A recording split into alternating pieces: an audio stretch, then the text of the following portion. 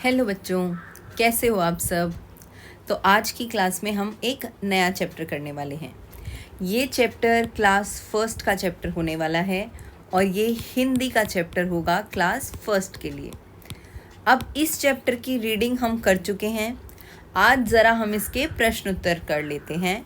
Chapter number है 19, पाठ number है 19।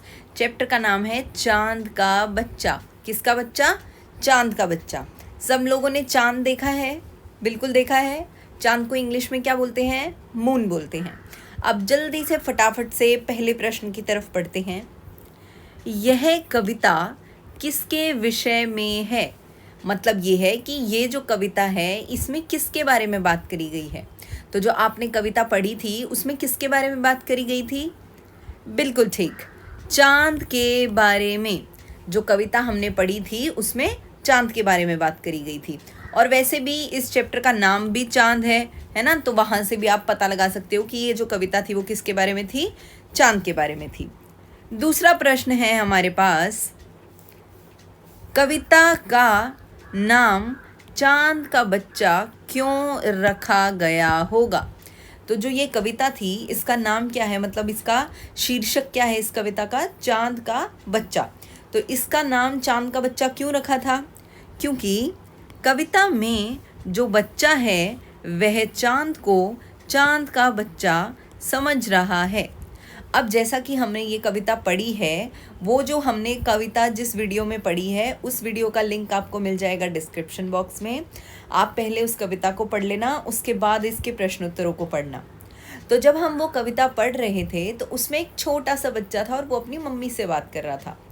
क्योंकि वो एक छोटा बच्चा था इसलिए उसने सोचा कि मैं बच्चा हूँ तो जो मुझे आसमान में चांद दिख रहा है वो भी बच्चा ही है। तो उसने उस चांद को चांद का बच्चा समझ लिया था। तीसरा प्रश्न है हमारे पास, आप इस कविता को क्या नाम देना चाहेंगे और क्यों?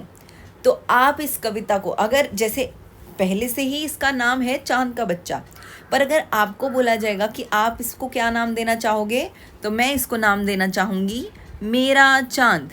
क्योंकि वो किस बच्चे के बारे में, मतलब कौन से चांद के बारे में थी?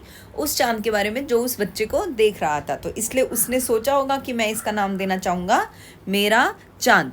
चौथा प्रश्न है, क्या चांद हमेशा गोल ही दिखता है? तो जो चांद होता है वो हमेशा आपको गोल दिखता है? आपको हमेशा चांद ऐसे दिखता है? क्या आपको चांद कभी ऐसे नहीं दिखता?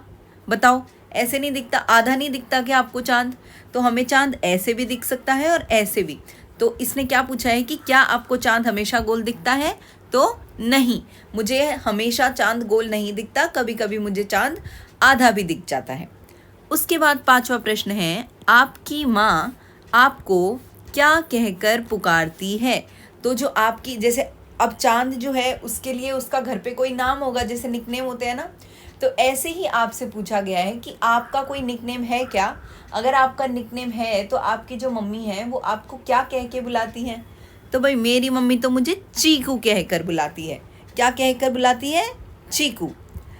तो यहाँ पर ये चैप्टर हमारा कंप्लीट हो गया है। हिंदी का सारा सिलेबस कंप्लीट हो गया है। कहीं से कोई भी चैप्टर रह गया हो, कोई भी आपको चैप्टर लगता हो कि, या एक्सरसाइज या कुछ भी अगर आपको लगता हो कि ये मैम को कराना चाहिए, आप कमेंट बॉक्स में बेटा मेंशन कर देना, आपको वो वाली क्लास मिल जाएगी। चैनल को लाइक शेयर सब्सक्राइब हमेशा की तरह करते रहना। मैं आपसे मिलूंगी नई क्लास में नई वीडियोस के साथ।